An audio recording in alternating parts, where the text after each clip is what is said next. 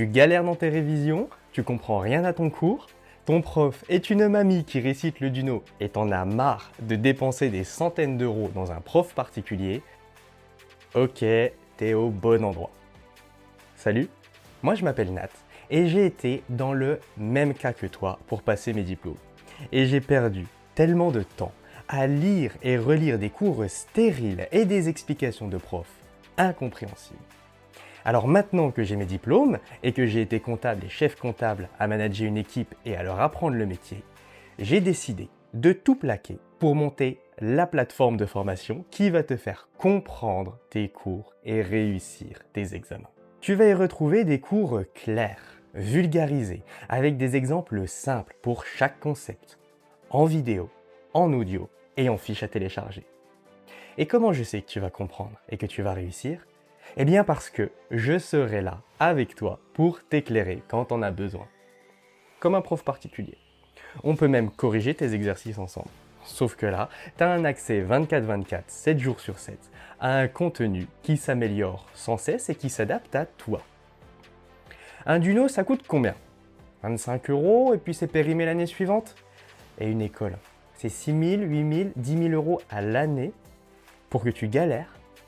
Allez, oublie tout ça, aujourd'hui j'ai une offre de lancement.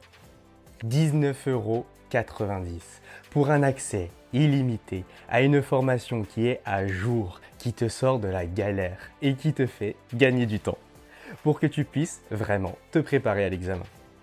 Et si t'es quand même pas satisfait, ok, moi je te rembourse intégralement. Et je ne crois pas que le Duno ou que les écoles fassent ça. D'ailleurs, je vais même faire mieux. Je vais te donner gratuitement un de mes cours. Alors pour te donner un boost à tes études et réussir ton UE du premier coup, clique sur le premier lien en description et on se retrouve sur la formation.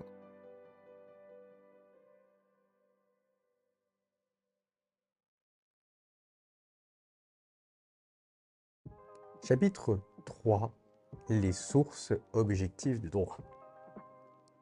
On commence avec la Constitution. C'est la règle de droit qui est au sommet de la hiérarchie des normes. C'est donc la plus puissante. Elle définit et elle encadre le pouvoir politique. C'est aussi elle qui organise les institutions politiques et les droits fondamentaux destinés à garantir la liberté des citoyens, et par exemple le droit de vote.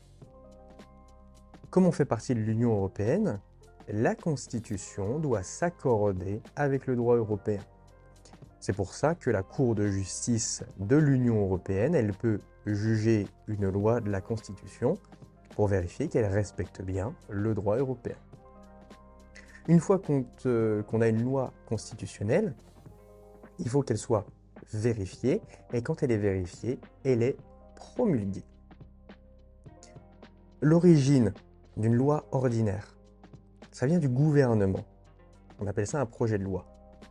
Ça peut aussi venir des députés ou des sénateurs. Dans ce cas-là, on appelle ça une proposition de loi. Alors voilà comment ça se passe. D'abord, le projet ou la proposition, elle est présentée à l'Assemblée nationale. Éventuellement, elle passe d'abord devant la commission parlementaire pour lui demander son avis. Une fois que le principe global de la loi est adopté en Assemblée nationale, on en fait une étude détaillée en commission parlementaire. Cette commission, elle rédige un rapport qu'elle va donner à l'Assemblée nationale et cette fois, l'Assemblée nationale va voter pour adopter la loi. Voyons maintenant différents textes qui réglementent notre société.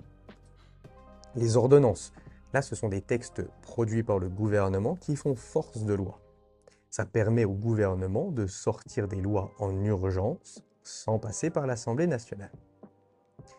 Les règlements, que l'on connaît aussi sous le nom de décrets ou d'arrêtés, ce sont des textes du gouvernement pour expliquer comment les lois doivent être appliquées dans la pratique.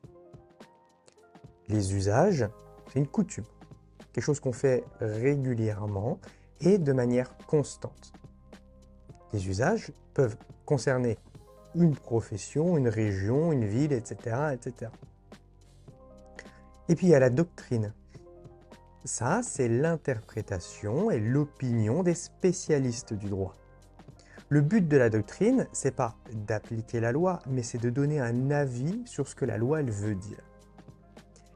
Et puis la jurisprudence, c'est la prise de position du juge qui va statuer sur des contestations qui lui sont soumises en appliquant la règle de droit à une situation particulière.